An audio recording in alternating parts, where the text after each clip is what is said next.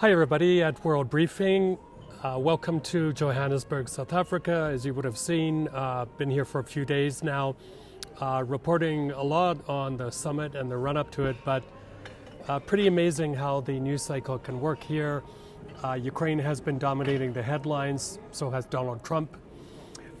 The breaking news out of here, thanks to my friends from South African media, is there will indeed be a final communique, a joint declaration. They're telling us that it was by consensus, meaning all 20 G20 states agreed to it, and that would have included China and Russia. So that tells me don't expect any condemnation for sure of Russia, probably not much condemnation of anything, and certainly, if we're lucky, we'll see mention of the war in Ukraine, but expect some bizarre wording like the conflict in Ukraine. You know, the thing is, I just asked live on South African television, do these declarations even mean anything? They are, after all, a statement of intent. They are not binding, but at least in these very, very difficult divided times, the fact that 20 countries with very, very diverse interests can come together and agree on one statement is a positive thing, is it not? And kudos to host South Africa. You can see behind me the media center. It's pretty darn impressive. They've been chairing the G20 for the past year. They were able to corral everybody in the weeks, because what happens, the states send so-called Sherpas here and they work on this stuff before the leaders come. So they've done a pretty good job. That's kudos to them. Also kudos to South Africa. I don't want to overdo it, but for handling the Donald Trump tantrum. He, as all of you know, accused South Africa of genocide against white South Africans, which is nonsense. He boycotted the G20. Now they've seem to be changing their minds, and they proposed to send a chargé, not even the ambassador, to the closing ceremonies, because the United States is taking over the rotating chairmanship of the bloc as of tomorrow, and in order to do that, you actually have to be physically present here to kind of get the keys to the car to move everything forward. So the South Africans politely said thanks but no thanks. You're going to send anybody, it needs to be a leader. Not sure what's going to happen there, but interesting dynamics. And White House spokesperson Carolyn Levitt insulted the South Africans for mouthing off or something like that, but they stood their ground. A lot of mention of Ukraine as we were watching the various statements by the leaders. I was there for the ones from, I think, the Netherlands and Norway.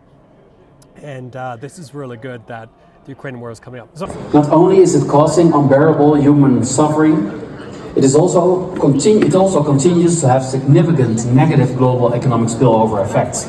And it's the real reason scarce resources have to be invested in Ukraine.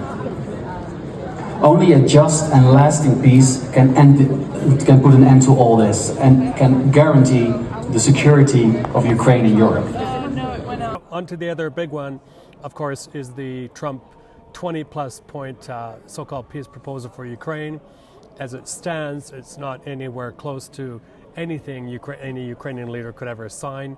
It would be immense capitulation. And I know from reading, thank you very much to a lot of you for your feedback, whether it's on this Substack forum or on Facebook or elsewhere, that a lot of you are appalled by what's been presented. And it's very sad that a supposed ally of Ukraine, one of the most important allies, would screw Ukraine by backing it into a corner. I believe they deliberately did it now because they feel Zelensky is a lame duck president. Things are not going well on the front line, and he has this allegation, corruption scandal swirling. So why not move now? And, one of you wrote that this all doesn't make sense to demand that Ukraine give up territory that the Russians don't even control, to demand that Ukraine cut the size of its armed forces, to demand that it give up its bid for NATO. One of them was to have elections the next 180 days or whatever. So it looks really, really bad.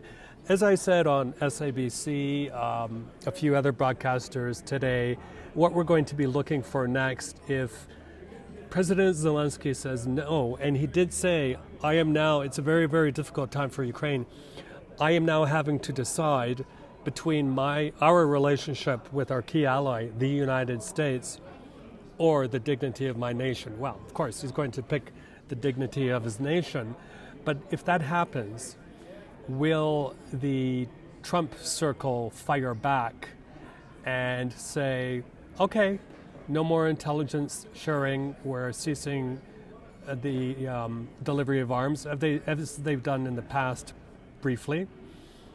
Because that is what the South Africans are also fearing, I was told, is that now that they've told the Americans thanks but no thanks, don't even show up at the closing ceremony with a low-level diplomat, will the Trump team strike back? This is the way things work in this new world order.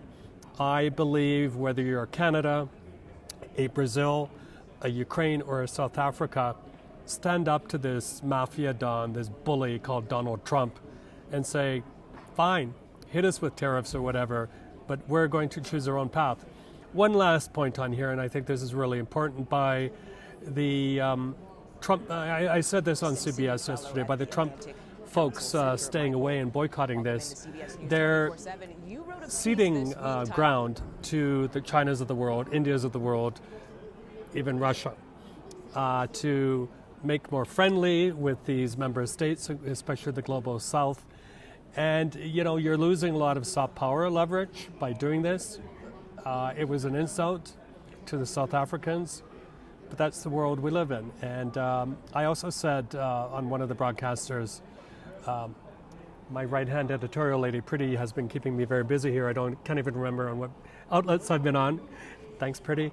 That I said that, this is a difficult time to be a leader and to deal in this Trump world where you don't know what's going to happen from day to day.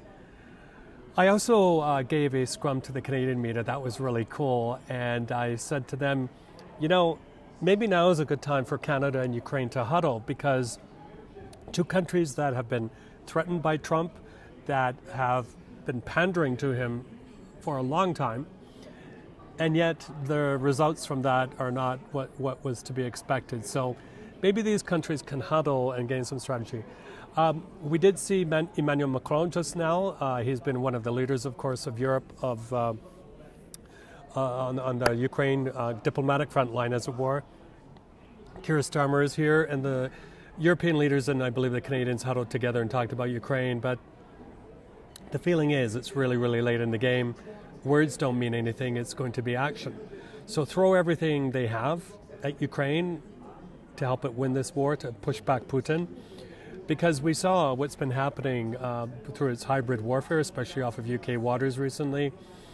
But there's a sense, and we went to the press conference yesterday with Madame von der Leyen, of the EU chief, and I put it to her very bluntly. I said, how could you guys have possibly found yourself so sidelined in this whole process that is evolving right now from Washington?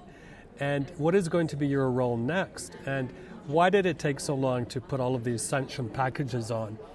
Why did we see a drip, drip feed approach to arming Ukraine? I didn't get many good answers other than, okay, I have to give her some credit on this. She said, well, you introduce one sanction package at a time. They learn how to evade them and get around them. So we introduce another one and another one and another one that take into account those kind of blockages or whatever. I don't know about that, but we'll see what happens. So very, very difficult time for Ukraine. I am staying on it. I know a lot of you have an interest in it. And even if you're not Ukrainian, if Russia is allowed to take over a sovereign territory forcefully, what kind of signal does that send out to the world? Thank you, as always, for your support of World Briefing. I am going to think about it in the next few minutes, but I may actually make this normally weekend exclusive video open to everybody, given just the really, really high stakes involved. And also, I guess I have made up my mind, actually, is that this will be an opportunity for you guys who are not paid subscribers to get a sense of what you'll get on the weekends. I take the week that's passed, I wrap it up, and I try to look forward, and most importantly, I try to connect the geopolitical dots so that you don't have to. You will be a star at your next cocktail party or on the next underground train ride to work or whatever, but I'm here to help make sense of the mess, connect those dots, and help you navigate in this increasingly difficult to navigate world. Stay safe, everyone. Bye-bye.